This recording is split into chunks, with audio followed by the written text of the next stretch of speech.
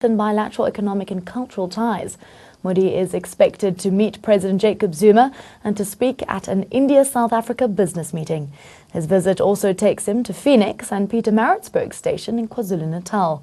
These two locations are closely associated with Mahatma Gandhi, who stayed in the country. South Africa will use Modi's visit to address the trade imbalance between the two countries.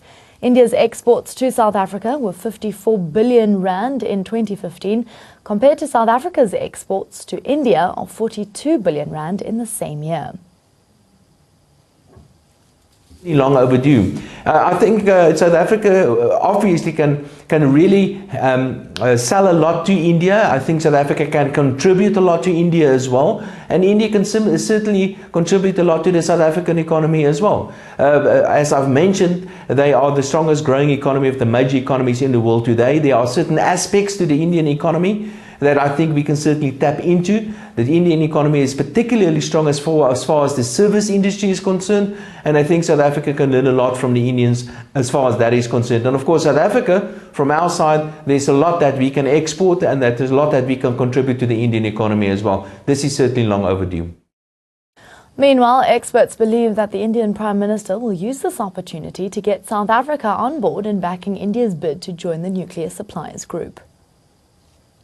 I think is the right dot on your question. I think there is a very serious interest and a great deal of expectation in New Delhi today that this matter will be discussed frankly, and that India would receive full-fledged, full-hearted support of South Africa on this issue. We know that South Africa has had a certain approach on the non-proliferation issues, but we are also confident that South Africa is fully convinced about the great non-proliferation record of India.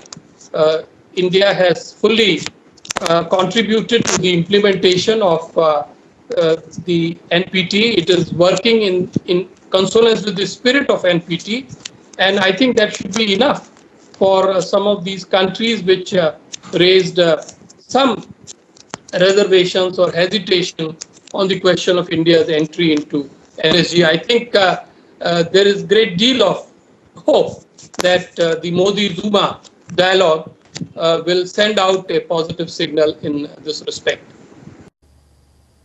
We're now joined by ANN7 reporter Kalden Ongmu from the Union Buildings, where the welcome ceremony for the Indian Prime Minister will take place. Kalden, good morning to you. Thanks so much for joining us.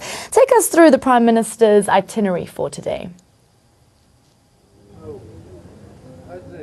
Oh, well, Lauren, it's going to be a jam-packed day for the Prime Minister as well as the President of South Africa. The program here at the Union Buildings, where we are right now, which is going to begin here, we are told the starting time might be 9 a.m. It's going to a full-packed day with from here some of the programs that they'll be starting here: introduction, welcoming of Prime Minister Modi.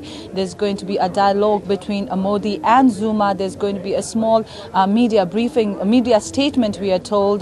There's going to be an official chat between the two, Prime Minister and the President. After that, he's going to move to other historical places like the Constitutional Hill, also Nelson Mandela Foundation, and at the end he's going to conclude his day at the Dome, where he will be conversing with the community members. Now remember, South Africa has the largest Indian population outside India, so his visit in this country is really important, not only for the fact that there's the largest Indian population here outside India, but also for the fact, looking at the relationship between India and South Africa over the past, like you mentioned on your read, saying Mahatma Gandhi lived in South Africa for many years. He was one person who also fought against the apartheid government during those years alongside Nelson Mandela. So the relationship dates back to many years. And also remember this two-day visit here in South Africa. They're going to be talking about various bilateral trade relationship. They're also going to be exploring new opportunities and also exploring new ideas how they can improve the trade between the two. You mentioned that also, South Africa's trade to India was a little lower than what India had really done. In 2015, Lauren, the trade relationship between India and South Africa crossed 94 billion rand, where South Africa had exported about 41 billion worth of goods, and also India importing about 53.7 billion rand. But also top on the agenda, we are expecting Narendra Modi to keep this visit as an opportunity to lobby against South African government in pleading them to support them as far as the 48 members group of nuclear supplies group is concerned. Now, you remember in the recent meeting of the nuclear suppliers group, some of the BRIC countries, including South Africa, did not support India's participation as a member state. So we are told that will be on the top of the agenda when Narendra Modi will be seeking South African government's help. Thank you so much for that update. I'm sure we will be crossing live to you later on as the ceremony begins at 9 a.m. this morning. Thanks so much for that. And now moving on to some other news making headlines at this hour, or actually continuing rather. Durban is abuzz with preparations for the arrival of the Indian Prime Minister Narendra Modi during his South African visit. Modi is expected to visit some monumental Mahatma Gandhi areas, as Kaldanongmu, our reporter, was saying, in Phoenix. Take a look at this. The South African visit by India's Prime Minister Narendra Modi is reminiscent of the long history the two countries share, dating back to 1800s. That was when Mahatma Gandhi arrived in the country as a 24-year-old loner who turned into a political human rights lawyer who was instrumental in fighting off apartheid. Gandhi ended up staying in the country for over 20 years, struggling for the freedom of the country's majority. He mainly resided in Durban's Phoenix area, hence many areas in that part of Durban are named after him. In the early 1900s, a hospital in the area was built and named after Gandhi and continues to serve greater communities around Phoenix. Another monument is the Gandhi Luthuli Peace Park, a recreational place of leisure with a mini museum for the public.